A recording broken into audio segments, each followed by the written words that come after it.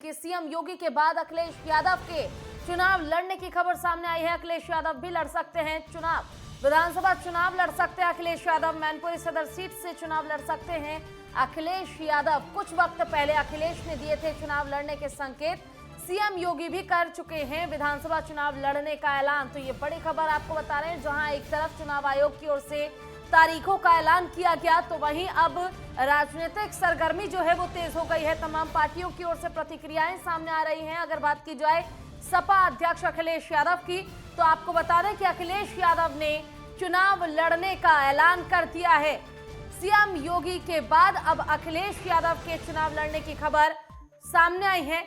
और अब जहां एक तरफ बीजेपी से सीएम योगी आदित्यनाथ, तो वहीं समाजवादी पार्टी से अखिलेश यादव बराबर की टक्कर पर नजर आएंगे। आपको बताते चले कि समाजवादी पार्टी की ओर से लगातार रैलियां निकाली जा रही थी, और जिस तरह से रैलियां निकाली जा रही थी, तब तक अखिलेश यादव की ओर से इस प्रकार की कोई बात की पुष्टि नहीं की गई थी, इस प्रकार की कोई जानकारी नहीं दी गई थी। लेकिन जैसे ही चुनाव आयोग ने तारीखों का ऐलान किया, ठीक उसी के बाद समाजवादी पार्टी ने भी ऐलान कर दिया है कि अखिलेश यादव विधानसभा चुनाव लड़ेंगे, मैनपुरी सदर सीट से चुनाव लड़ सकते हैं। वैसे तो आजमगढ़ को अखिलेश यादव का गढ़ माना जाता है, लेकिन मैनपुरी सदर सीट से चुनाव लड़ सकते हैं अखिलेश यादव।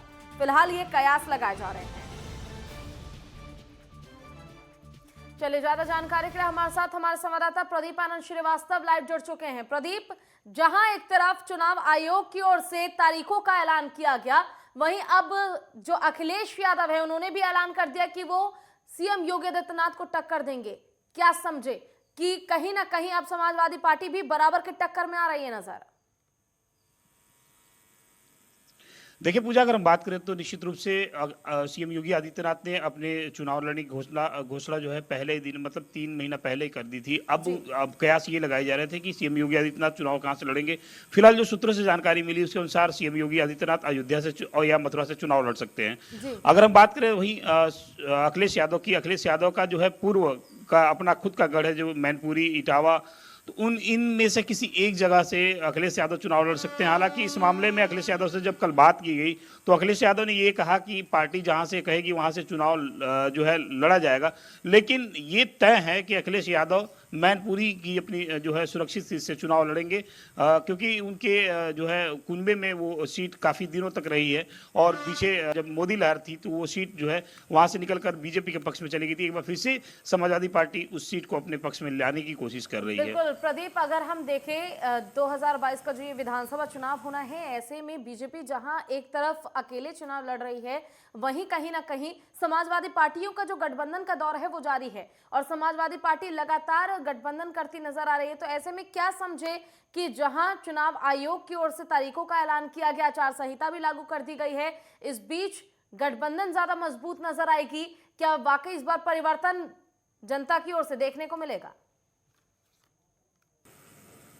देखिए पूजा, अगर ग्राउंड जीरो की बात करें, ग्राउंड रिपोर्ट की बात करें, तो निश्चित रूप से भारतीय जनता पार्टी को बढ़त मिलती हुई दिखाई दे रही है। क्योंकि उत्तर प्रदेश में जिस तरह से 5 वर्षों तक कोई दंगे नहीं हुए, अपराधियों के हौसले बुलंद नहीं रहे, तमाम ऐसे माफिया थे जिनको सीएम योगी ने जेल में भेजा, तमाम ऐसे माफिया थे जिनकी संपत्ति पर बुलडोजर चला, तमाम ऐसे अराजक तत्व थे जो उत्तर प्रदेश छोड़ के बाहर चले गए। तो जो आम जनता है, जो मध्यम वर्गीय जनता है, जो बुद्धिजीवी जनता है, चूंकि देखिए भारतीय जनता पार्टी के जो वोटर हैं वो बोलते नहीं है, उनका काम सिर्फ बूथ पे जाकर वोट करना होता है। और यही कारण है कि भारतीय जनता पार्टी कितने लेवल से, कितने प्रतिशत से जीतेगी, इसका अंदाजा ठीक ठीक कोई भी सर्वे नहीं कर पाता है।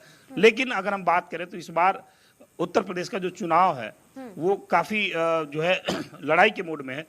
अखिलेश यादव और उनके जो समर्थक निरंतर जो है अब 10 मार्च को भारतीय जनता पार्टी की विदाई को तय बता रहे हैं। वहीं अगर हम बात करें तो भारतीय जनता पार्टी के जो कोर वोटर हैं, या फिर जो मूल वोटर हैं, या फिर मध्यम वर्गीय लोग जिनसे मैंने बात की, अपने बात करने के सोर्स पे मैं बता रहा हूं कि उत्तर प्रदेश में एक बार फिर से सीएम योगी की सरकार जो है आ सकती है। क्योंकि लोग जिस तरह से 5 सालों तक जो एक्सटॉर्शन मनी उद्यमी जो थे वो एक्सटॉर्शन मनी नहीं दिए, मतलब अपहरण नहीं हुई, फिरौती नहीं हुआ, किसी भी उद्यमी को किसी तरह की कोई दिक्कत नहीं हुई, इंफ्रास्ट्रक्चर उनका काफी मजबूत रहा।